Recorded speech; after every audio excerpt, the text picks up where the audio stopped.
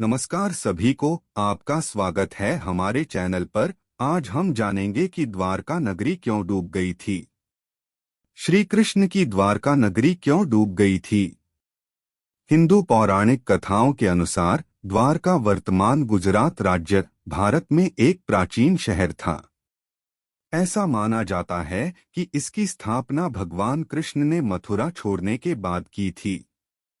ऐसी मान्यता है कि मथुरा छोड़ने के बाद अपने परिजनों एवं यादव वंश की रक्षा हेतु भगवान श्री कृष्ण ने भाई बलराम तथा यादववंशियों के साथ मिलकर द्वारकापुरी का निर्माण विश्वकर्मा से करवाया था।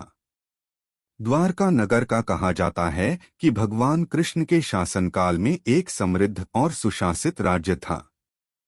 हालांकि यह भी माना जाता है कि नगर को भगवान कृष्ण मरने के बाद समुद्र में डूब गया था। मैथिलों के मनन के अनुसार नगर के डूबने के विषय में अलग अलग विचार हैं। कुछ सिद्धांत तबाहियों और बाढ़ों जैसी प्राकृतिक आपदाओं को दायित्व देते हैं, जबकि दूसरे आक्रमण या आंतरिक विवादों का कारण बताते हैं। आइए यहाँ जानते हैं इस घटना की पूरी वजह। महाभारत के युद्ध में पांडवों की विजय हुई। श्री कृष्ण ने युधिष्ठिर को राजगद्दी पर बैठाया और राज्य से जुड़े नियम कानून उन्हें समझाकर वे कौरवों की माता गांधारी से मिलने पहुंचे। कान्हा के आने पर गांधारी फूट फूट कर रोने लगीं और फिर क्रोधित होकर उन्हें शाप दिया कि जिस तरह तुमने मेरे कुल का नाश किया है, तुम्हारे कुल का अंत भी इसी तरह होगा। श्री कृष्ण साक्षात भगवान थे, चाहते तो इस शाप को निष्फल कर सकते थे, लेकिन उन्होंने मानव रूप में लिए अपने जन्म का मान रखा और गांधारी को प्रणाम करके वहां से चले गए। यदुवंश की समाप्ति और भगवान श्री कृष्ण की जीवन लीला पूर्ण होते ही द्वारका समुद्र में डूब गई मानी जाती है। अर्जुन ने द्वारका पहुंचकर वासुदेव जी से कहा कि वह नगर में शेष बचे सभी लोगों को हस्तिनापुर चलने की तैयारी का आदेश दें।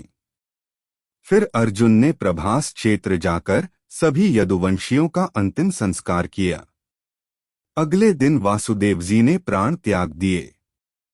उस पर उनका अंतिम संस्कार कर अर्जुन सभी महिलाओं और बच्चों को लेकर द्वारका से निकल गए। जैसे ही उन लोगों ने नगर छोड़ा, द्वारका का राजमहल और नगरी समुद्र में समा गई। उसी नगरी के पिलर और अवशेषों के बारे में समुद्र से जुड़ी अलग अलग रिसर्च के दौरान जानकारी मिलती रहती है।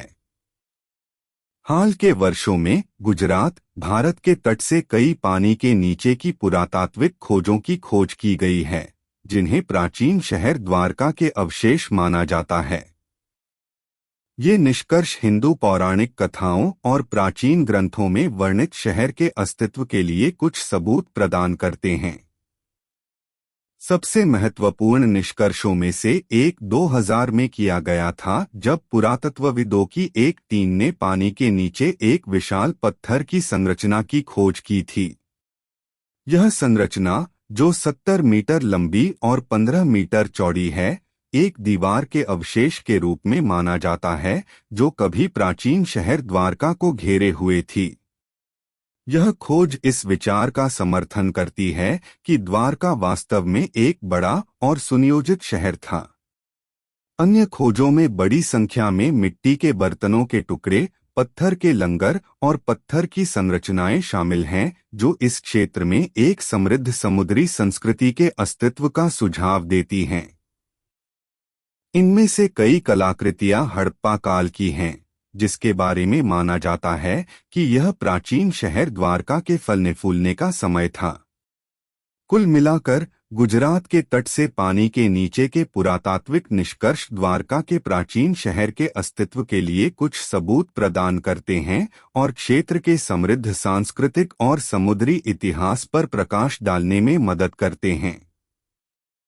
अगर आपको ये जानकारी अच्छी लगी हो तो वीडियो को लाइक जरूर करें।